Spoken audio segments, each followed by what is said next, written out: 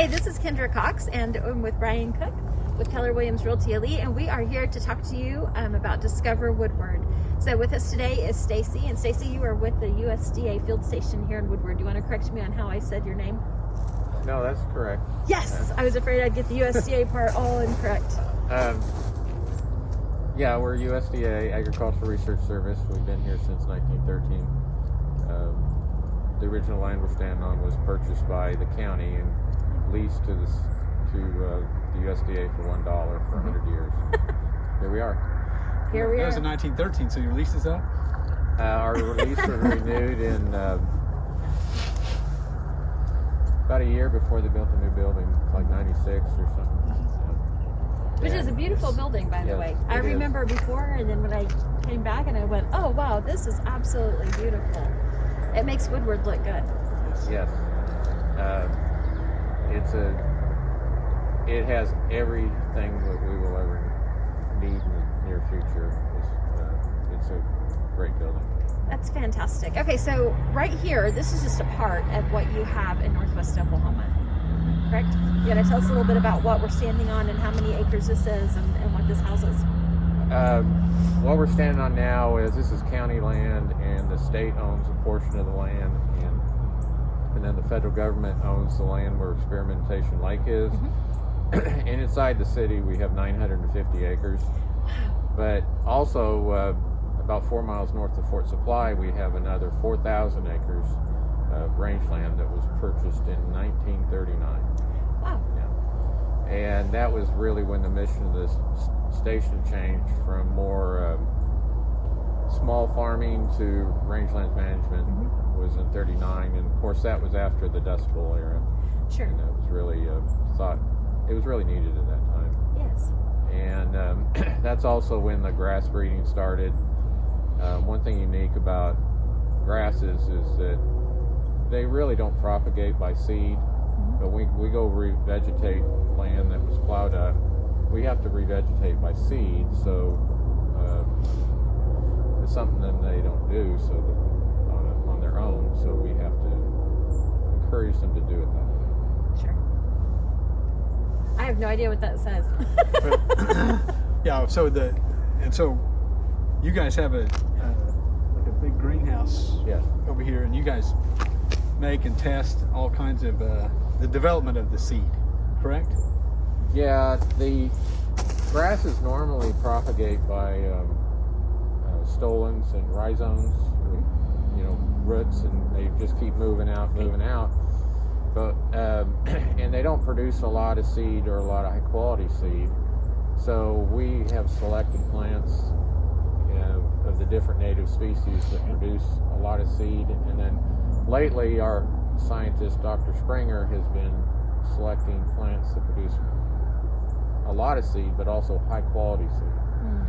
And if you go price native grass seed, it's quite expensive, and one of the reasons it's expensive is because they don't produce a lot of seed, and so that's one of the things we're trying to change is the seed they produce. We believe that a lot of people are interested in production. We believe that our plants produce about as much as they're going to produce in this environment, so we're interested in the quality of plants. Yes. So back to this area here, you've got, I remember when they were building this building, I got to take part, and my brother and I cut the only redwood tree down of that species in the United States. Yeah. I was like, I can't believe we're cutting this tree down. And so I still have that tree. And so you have all kinds of different species of trees out here as well. And is that any part of this study as well, or is that just a... Well, that's not an ongoing research trial, but in 1939 when Dr. Chilcott was here, he was a horticulturist, and one of his missions is that they needed trees that would grow on the prairie for things like this community, tree breaks, for wind breaks. Right. And so a lot of this land that's on this side of 22nd Street was planted to trees from all over the world. And we actually have records of people going to like dry areas of the world like Pakistan and unique. I had no idea. I told you before we started, this is my favorite part of Woodward. I love it right here. Yeah. I didn't realize all of that. And you're walking in the trees over here east of the station. If you pay attention, actually, there's a lot of spots where you see trees in rows. Those are actually, some of those trees over there are actually planted trees. But that was one of the things before 39 was the trees. So a lot of the trees in the southern plains, those trees were evaluated here. And there was also a program here where they would actually produce trees. Very cool. I had no idea. One of the things I found interesting was that I read in some of your notes was that $1 of agricultural research produces a return of $8. Do you want to tell us a little bit more about that? That study was conducted by the Economic Research Service, which is one of our sister agencies in USDA. And people are always concerned about the amount of money we spend on agricultural research. But for every dollar we spend, we have increased production in different production systems, and that returns dollars to this community.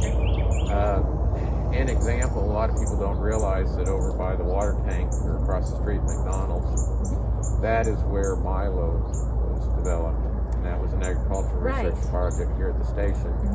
And if you consider what Milo has done for the Southern Plains economy, I mean, it is growing everywhere.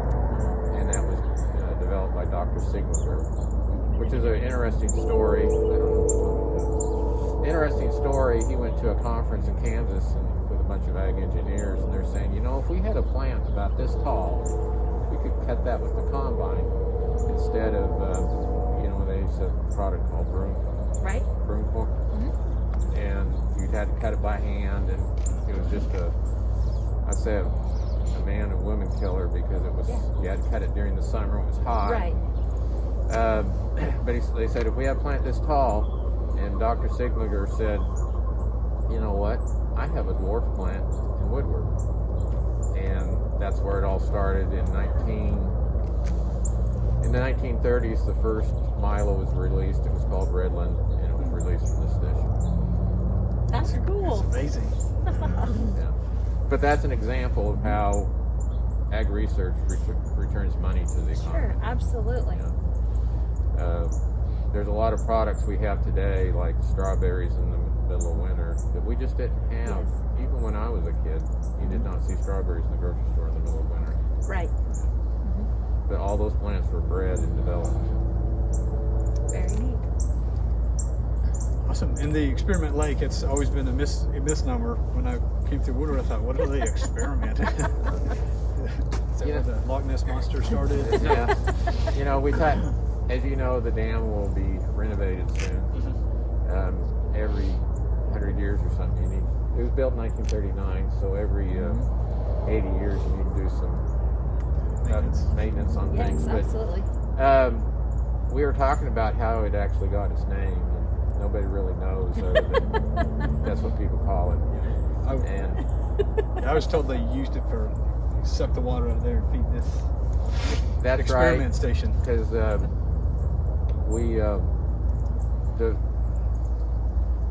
in 1939, the year before the dam was built, the watershed of that little section was deeded to the federal government by the state of Oklahoma, because the state owns the surface water rights.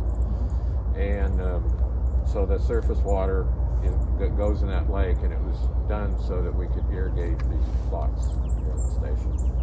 And irrigation was a big concern at that time because we're just coming out of the drought of the 30s. Yes, absolutely. And of course, you realize all the benefits that besides irrigation water, the multiple uses the lake has. And that was one of the reasons there was so much support to renovate this dam.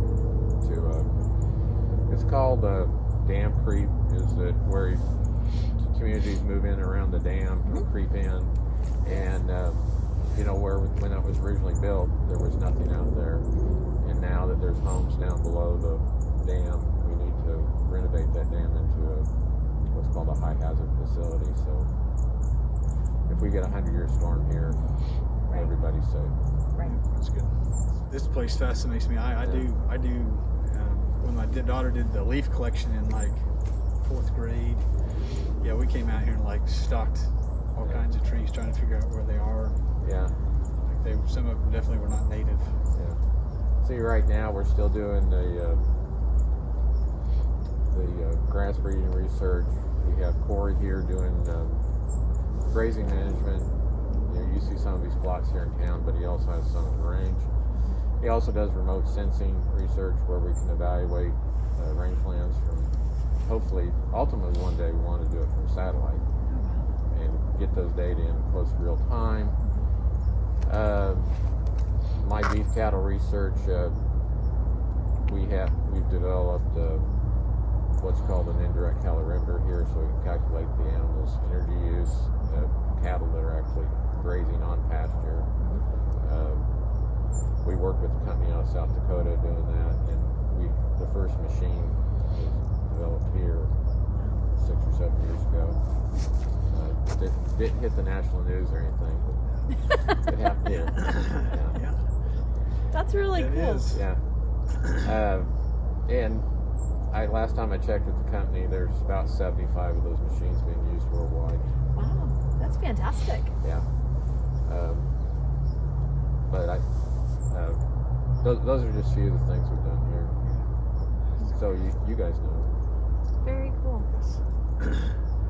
Great. Well, we appreciate your time, and this is a great resource to Woodward to have this facility and the employment that it brings, and the world-changing inventions and studies you guys are doing.